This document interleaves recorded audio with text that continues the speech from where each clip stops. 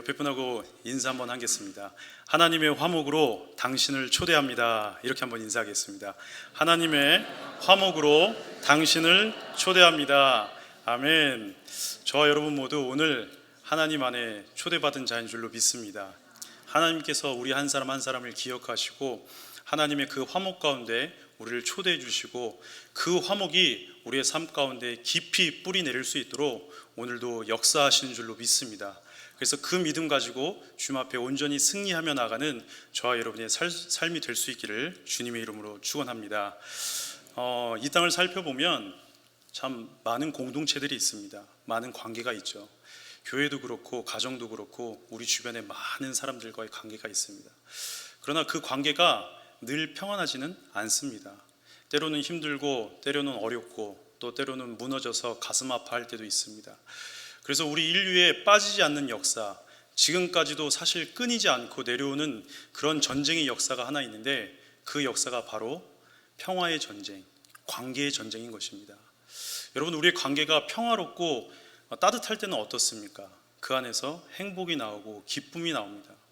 그러나 우리의 관계들이 깨지고 다치고 상처 입으면 그 안에서 슬픔이 나오고 그 안에서 안타까움이 나올 수밖에 없습니다. 그렇게 지금도 끊임없이 우리가 노력하고 있는 그러한 관계의 전쟁 중에 하나는 바로 그 관계 안에서 행복을 찾는 것이고 화평과 은혜를 찾는 그러한 전쟁인 것입니다. 여러분 어떻습니까? 그 전쟁에서 승리하고 계십니까?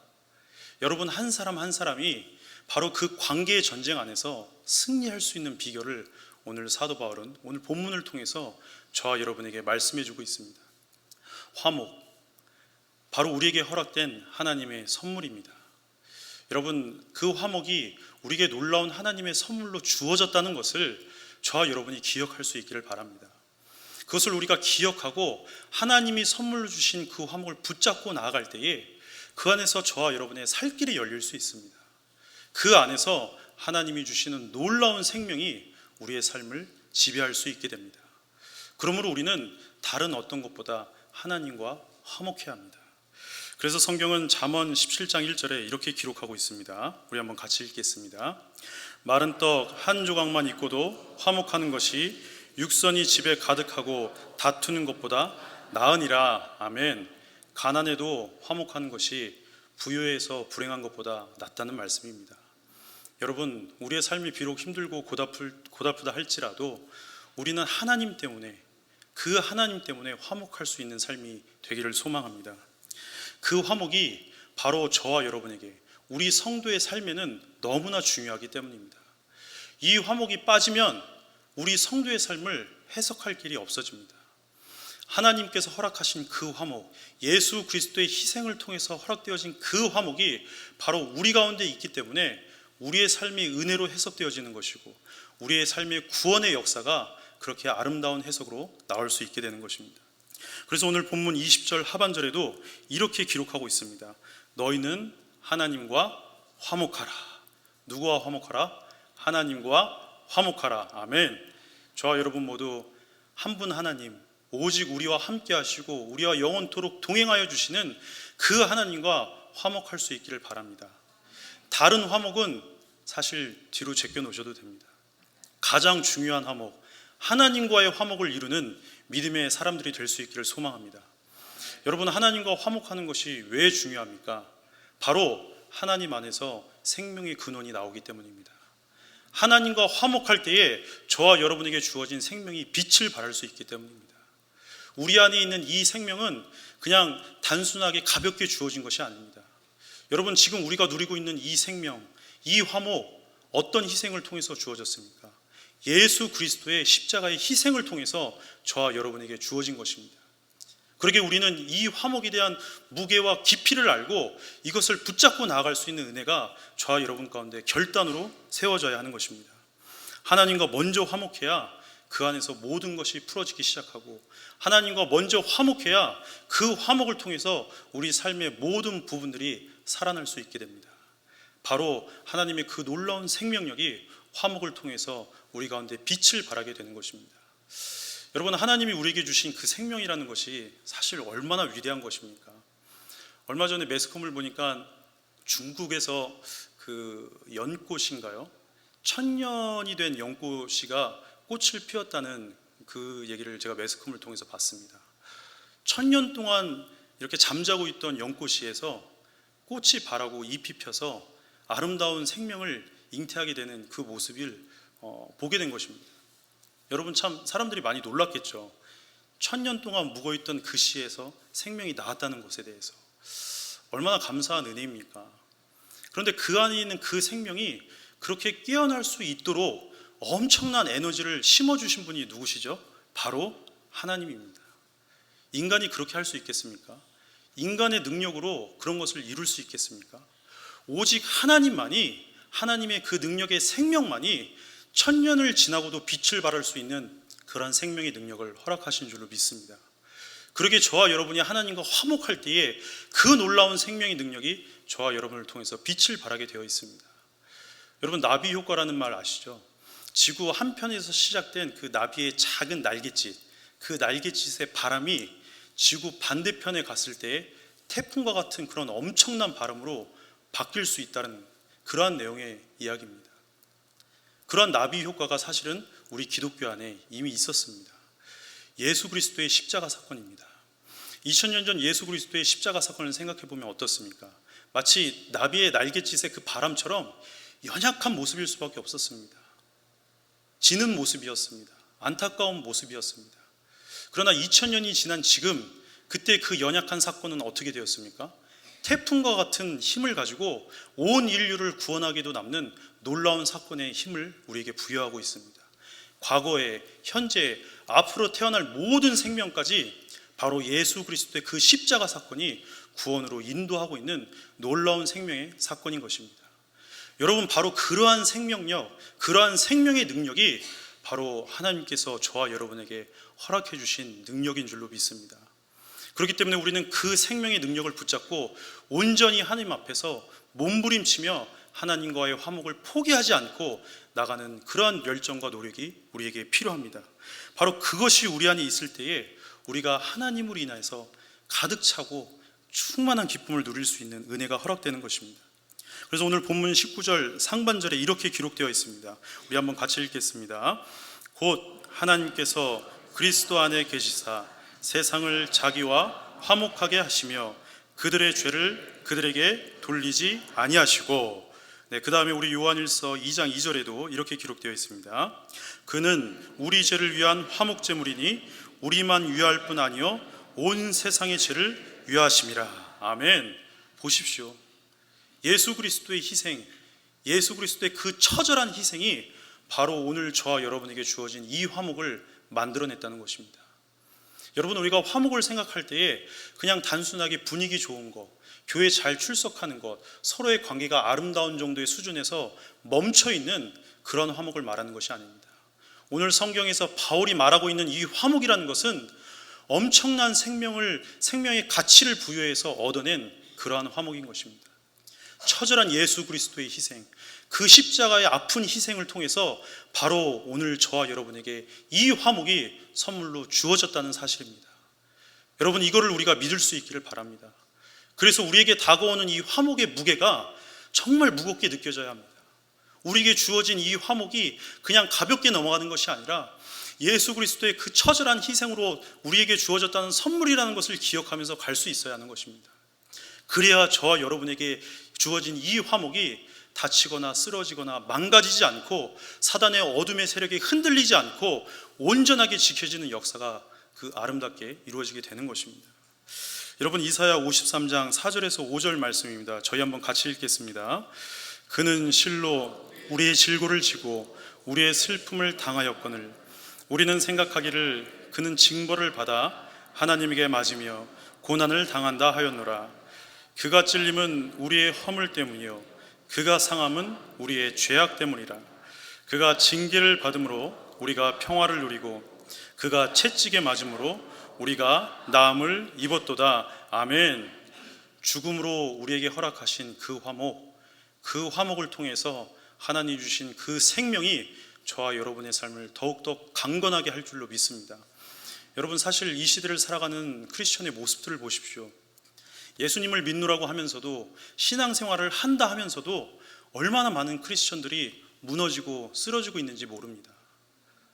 그 안에 이미 하나님께서 영원한 생명, 십자가를 통해서 그 희생을 통해서 우리에게 주어진 그 생명을 선물로 주셨음에도 불구하고 그것은 잊어버리고 내 앞에 닥친 환난과 어려움과 고통만을 바라보면서 그 생명을 끊는 자들이 너무나 많습니다. 그래서 시간이 지나면 지날수록 자살하는 자들이 얼마나 많습니까? 그리고 기본이 무너지는 그런 시대가 되고 말았습니다. 그래서 자기에게 주어진 이 생명이 얼마나 위대한지 모르고 세상의 것들과 타협하며 나가는 그런 크리스천들이 많은 시대가 되고 말았습니다. 그러나 사실 그럼에도 불구하고 그 모든 것을 이겨낼 수 있는 능력이 바로 하나님의 화목 가운데 우리에게 주어지는 줄로 믿습니다. 우리가 과일을 하나 사러 가도 어떻습니까? 과일을 고를 때 이렇게 저렇게 보면서 굉장히 예쁜 과일들을 고르지 않습니까? 이왕이면 상처 없는 과일, 이왕이면 깨끗한 야채, 이런 거 고르려고 노력하시죠. 우리 크리스천들도 마트에 가면은 깨끗한 과일 고르려고 합니다. 근데 어떻습니까? 사실 살펴보면 정말 완벽한 상처 하나 없는 그런 과일 있습니까? 없습니다.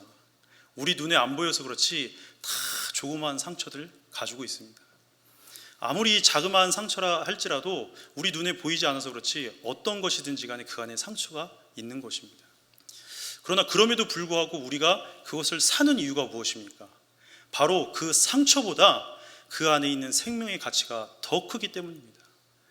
그 상처보다 그 안에 있는 하나님이 허락하신 그 놀라운 생명의 가치가 더 크기 때문에 우리가 물건을 구입하는 거 아니겠습니까? 그런 원리에서 하나님도 마찬가지입니다. 저와 여러분이 상처가 없습니까? 이미 저희는 너무나 상처들이 많은 자들입니다.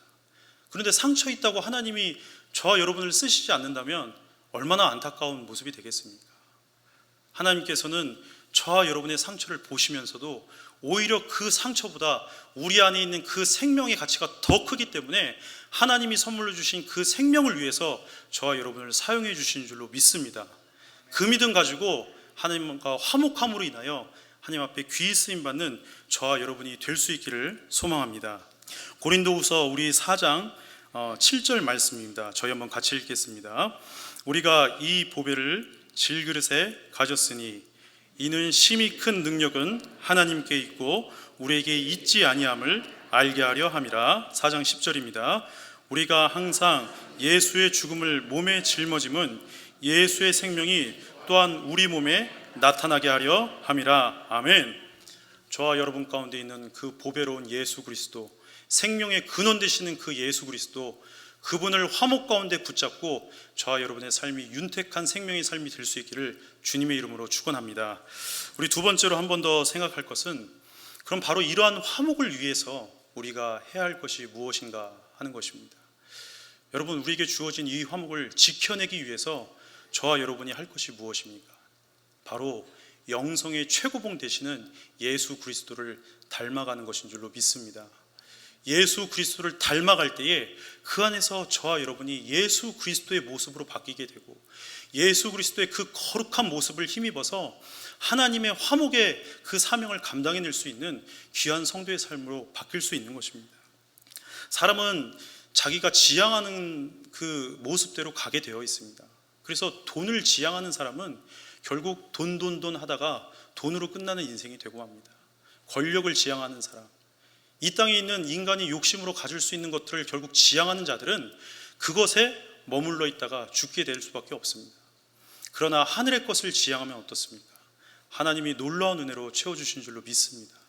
하늘의 것을 지향하고 화목을 지향하고 예수 닮기를 지향할 때에 바로 그 예수의 모습이, 그 아름다운 예수님의 모습이 저와 여러분을 통해서 나타나게 되어 있습니다. 그러면 우리는 예수님 닮아가는 것을 지향할 수 있기를 바랍니다. 끊임없이 예수님을 닮기 위해서 노력하고 끊임없이 예수님을 붙잡기 위해서 노력할 때에 바로 그 예수님의 아름다운 사랑의 능력이 저와 여러분 가운데 임하게 되어 있습니다.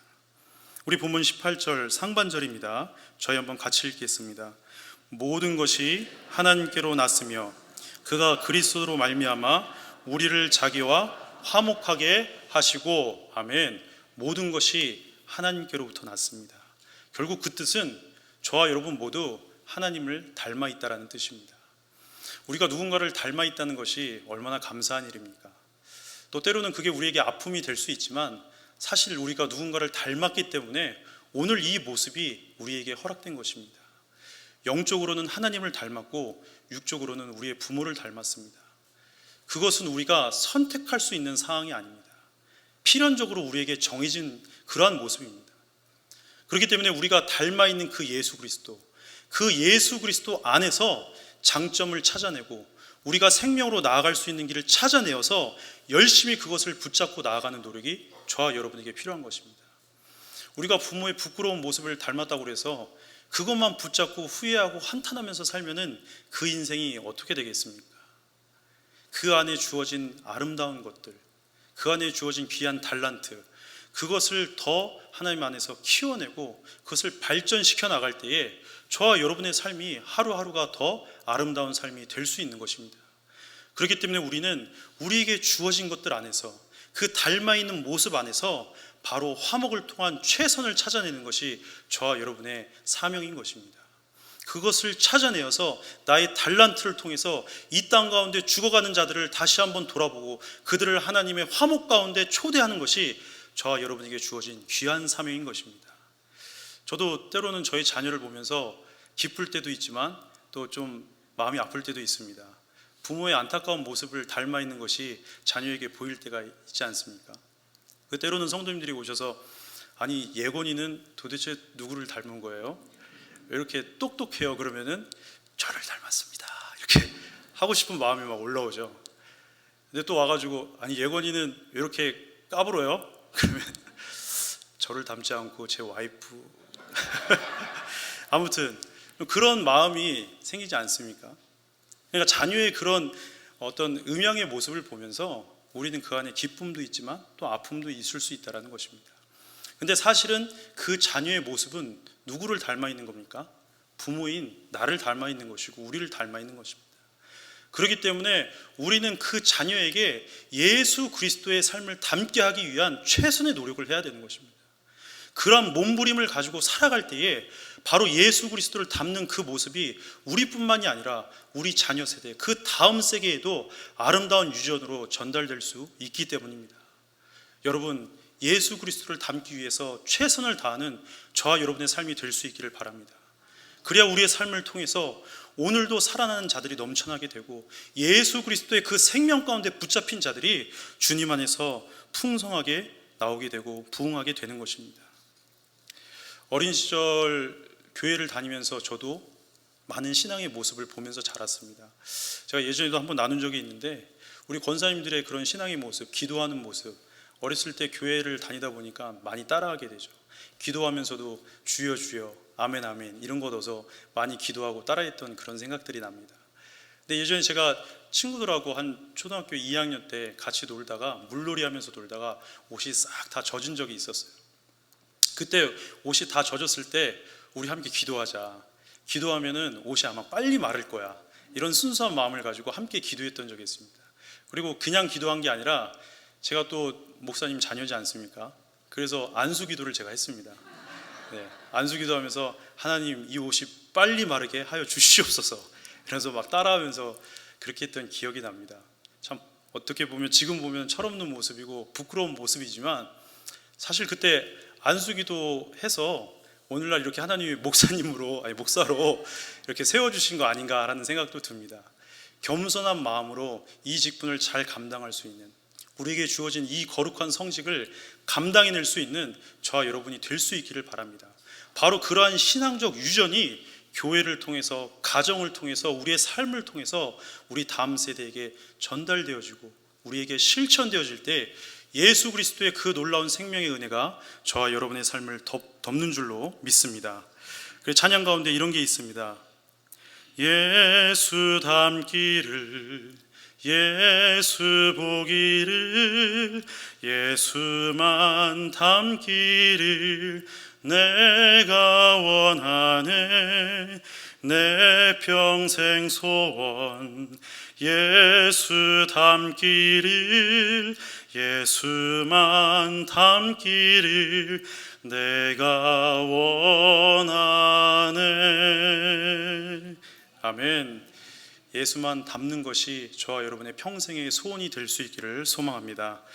우리 마지막 세 번째로 예수님을 닮아가는 그 화목의 의미는 무엇인가 하는 것입니다. 여러분, 오늘 말씀에 보면 21절 말씀인데 그 말씀에 보면 하나님의 의에 대한 내용이 나오고 있습니다. 저희 한번 같이 읽어보겠습니다. 하나님이 죄를 알지도 못하신 이를 우리를 대신하여 죄로 삼으신 것은 우리로 하여금 그 안에서 하나님의 의가 되게 하려 하심이라. 아멘. 여기서 말하는 하나님의 의라는 것은 하나님의 속성에 대한 설명입니다. 여러분, 하나님의 의는 다른 말로 하면 하나님의 뜻, 하나님의 경륜, 하나님의 공의, 하나님의 정의, 하나님의 거룩함, 하나님의 정당성, 이런 걸로 표현될 수 있습니다. 저와 여러분이 하나님의 의가 되었다고 오늘 말씀에 분명히 기록하고 있습니다. 우리로 하여금 그 안에서 하나님의 의가 되게 하려 함이라. 여러분, 우리가 하나님의 공의와 하나님의 정의, 하나님의 정당성이 되려면 그만한 자격이 저와 여러분에게 있습니까? 우리가 하나님의 정당성 있는 그러한 백성으로서의 그 논리가 적용될 수 있겠습니까? 그냥은 그렇게 될 수 없습니다. 저와 여러분의 자격으로 우리가 하나님 백성으로서의 정당성을 가질 수가 없습니다. 오직 우리가 하나님의 백성의 정당성을 갖는 단 한 가지 유일한 길은 예수 그리스도께서 화목을 통해서 저와 여러분에게 이 길을 열어놨기 때문입니다. 예수 그리스도의 그 희생이 저와 여러분을 다시 한번 하나님의 의의 백성, 하나님의 그 정당성 있는 백성이 될 수 있는 자격을 예수 그리스도의 십자가 사건이 저와 여러분에게 허락해 준 것입니다. 그래서 우리는 그 하나님의 정당성, 하나님의 의의 백성으로 살아가는 이 삶에 대해서 너무나 감사한 마음을 가지고 살아야 되는 것이고 그 기쁨을 잊지 말아야 합니다. 오늘 저와 여러분이 하나님 앞에 부름받고 하나님의 정당성을 가진 백성이 될 수 있던 그 유일한 길이 바로 예수 그리스도를 통해서, 예수 그리스도의 그 화목의 희생을 통해서 우리에게 주어졌다는 그 사실을 저와 여러분이 기억할 수 있기를 바랍니다. 그래서 오직 아버지 하나님이 우리에게 허락해 주신 그 모든 것들이 우리의 삶을 통해서 우리 안에 기쁨과 감사함으로 하나님의 그 정당성을 위해서 아름답게 사용될 수 있도록 우리를 겸손하게 내어놓는 자세가 우리에게 필요한 것입니다. 마태복음 6장 33절입니다. 그런즉 너희는 먼저 그의 나라와 그의 의를 구하라. 그리하면 이 모든 것을 너희에게 더하시리라. 아멘. 너희는 먼저 그의 나라와 그의 의를 구하라. 이미 하나님의 의를 입은 그러한 백성의 삶을 우리는 살고 있습니다. 그럼에도 불구하고 그런 모습이 아니라 어둠을 구하고 우리의 욕심을 구하고 우리의 정욕을 구하면서 살고 있지는 않습니까? 이미 하나님의 의의 백성으로 부름받은 자들답게 하나님의 의를 최선을 다해서 구하는 저와 여러분의 삶이 될 수 있기를 바랍니다. 이것이 바로 하나님께서 저와 여러분에게 허락해 준 그 화목의 능력 가운데 허락해 준 하나님의 진리인 것입니다. 여러분, 이 세상이 망한다 할지라도 마지막까지 살아서 하나님의 뜻대로 움직일 그 부분들은 무엇입니까? 바로 하나님의 진리입니다. 진리만큼은 사라지지 않고 진리만큼 마지막까지 살아서 저와 여러분이 그 진리의 백성으로서의 삶을 아름답게 마무리할 수 있도록 하나님의 그 나라에 거할 수 있도록 만들어주는 것이 바로 하나님의 진리인 것입니다. 그래서 찬송가 585장 내주는 강한 성이여 3절에 이렇게 기록되어 있습니다. 이 땅에 막이 들끓어 우리를 삼키려 하나 겁내지 말고 섰거라 진리로 이기리로다. 친척과 재물과 명예와 생명을 다 빼앗긴데도 진리는 살아서 그 나라 영원하리라. 아멘. 여러분, 마지막까지 살아있는 그 진리가 바로 화목을 통해서 저와 여러분에게 전달되어지고 있습니다. 그 진리이신 예수 그리스도, 진리이신 아버지 하나님을 화목 가운데 붙잡고 그분과 함께 승리할 수 있는 우리의 삶이 되기를 소망합니다. 그래서 본문 18절 하반절에 또 이렇게 기록되어 있습니다. 우리 한번 같이 읽겠습니다. 우리에게 화목하게 하는 직분을 주셨으니, 19절입니다. 화목하게 하는 말씀을 우리에게 부탁하셨느니라. 아멘. 우리에게 주어진 직분과 말씀이 무엇이라고요? 바로 화목의 직분, 화목의 말씀입니다. 그 화목의 직분과 화목의 말씀이 저와 여러분에게 사명으로 주어져 있습니다. 이 시대에 우리가 마지막까지 붙잡아야 할 사명이 하나 있다면 바로 그 사명은 하나님과 화목하는 것입니다. 마지막까지 하나님과의 화목을 포기하지 않는 그런 절개를 지키는 믿음의 백성이 될 수 있기를 소망합니다. 그 사역을 포기하면, 그것을 손을 놔두면 더 이상 우리는 하나님의 빛의 자녀로 살아가는 의미를 잃게 됩니다. 모든 것이 바로 하나님으로부터 나오고 있다는 그 사실을 믿는다면 우리는 하나님과의 화목을 포기해서는 절대 안 됩니다. 하나님과의 화목을 마지막까지 붙잡고 그것을 우리의 최대의 사명으로 알고 그 사명을 붙잡고 나가는 저와 여러분의 삶이 될 수 있어야 하는 것입니다. 그때 그 안에서 온 세상을 변화시킬 수 있는 성령의 능력, 온 세상을 화목하게 만들 수 있는 화목의 능력이 그 안에서 나오게 되어 있습니다. 어떤 성도님들은 환경과 삶을 탓하면서 시들어져 가는 모습으로 이 땅을 사는 사람들이 너무나 많습니다. 요즘 날씨가 뜨거워져서 잔디를 보면 어떻습니까? 잔디가 힘이 없는 잔디들이 많이 있죠. 근데 사실은 날씨가 뜨거워서 환경 때문에 그렇습니까? 대부분의 잔디가 물을 충분하게 안 줘서 그렇습니다. 물만 충분하게 주면 햇빛이 쨍쨍해도 더욱더 파릇파릇하게 솟아나는 것이 바로 잔디입니다. 그래서 저와 여러분에게도 바로 이러한 성령의 능력이 화목을 통해서 우리에게 주어져야 한다는 것입니다. 성령의 능력이 공급되어질 때에 저와 여러분이 환경을 탓하지 않고 이 환경에 넘어지는 자들이 되지 않고 우뚝 서가지고 온 환경을 이겨내면서 승리하면서 나갈 수 있는 주님의 백성의 삶을 살 수 있다는 것입니다.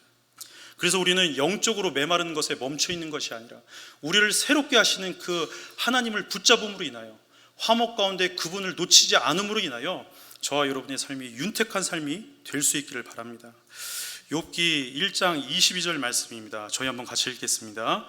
이 모든 일에 욥이 범죄하지 아니하고 하나님을 향하여 원망하지 아니하니라. 아멘. 여러분, 욥의 이야기를 다 아시지 않습니까? 욥이 얼마나 고통을 받고 얼마나 많은 고난을 받았습니까? 하나님께서 욥의 모든 것을 다 뺏어갔습니다.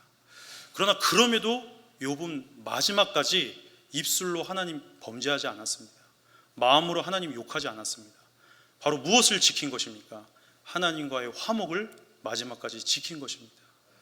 나의 삶이 힘들다 할지라도, 환경이 나를 쓰러지고 넘어지게 한다 할지라도 나를 향하신 그 하나님의 은혜와 사랑을 잊지 않고 마지막까지 하나님을 향한 절기를 지키면서 그 화목을 지켜낸 것입니다. 욥의 이러한 화목을 향한 사명이 저와 여러분의 사명이 될 수 있기를 바랍니다. 이 시대를 살아가면서 그 화목을 끝까지 지켜내는 사명을 감당할 때에 저와 여러분이 하나님 앞에서 아름답게 쓰임받을 수 있는 하나님의 그릇이 되는 것입니다. 여러분, 화목의 다른 말은 무엇입니까? 사랑일 수 있습니다. 화목의 다른 말은 오래 참음일 수 있습니다. 그리고 화목의 다른 말은 희생일 수 있습니다. 예수 그리스도가 사랑하시고 오래 참고 희생하신 그 모든 목적이 무엇입니까? 바로 화목을 위해서 그렇게 하신 것입니다. 그래서 우리는 사랑이라 쓰고 화목이라 읽을 수 있는, 오래 참음이라 쓰고 화목이라 읽을 수 있고, 희생이라 쓰고 화목이라 읽을 수 있는 그러한 은혜가 저와 여러분에게 있어야 합니다. 그런 영적 해석이 우리 가운데 있을 때에 하나님께서 우리를 하나님의 아들로 삼아주시고 하나님의 장자의 그 능력을 우리에게 허락하심으로 인하여 귀히 쓰임받는 하나님의 백성의 삶을 살아갈 수 있습니다. 마태복음 5장 9절 말씀입니다. 저희 한번 같이 읽겠습니다. 화평케 하는 자는 복이 있나니 저희가 하나님의 아들이라 일컬음을 받을 것이요. 아멘. 여러분, 팔복 가운데 하나님의 아들이라 일컬음을 받는 것은 이거 하나입니다.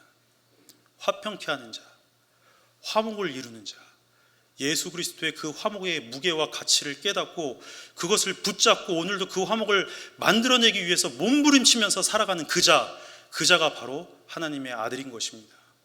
저와 여러분 모두 하나님의 아들의 삶을 살아갈 수 있기를, 놀라운 하나님의 그 화목 가운데 그러한 삶을 살아낼 수 있기를 바랍니다. 그래서 다른 사람들이 저와 여러분의 삶을 볼 때에 우리의 삶을 화목이라 읽을 수 있는, 화목이라 해석할 수 있는 그러한 귀한 백성의 삶이 될 수 있기를 주님의 이름으로 축원합니다. 우리 함께 기도하겠습니다.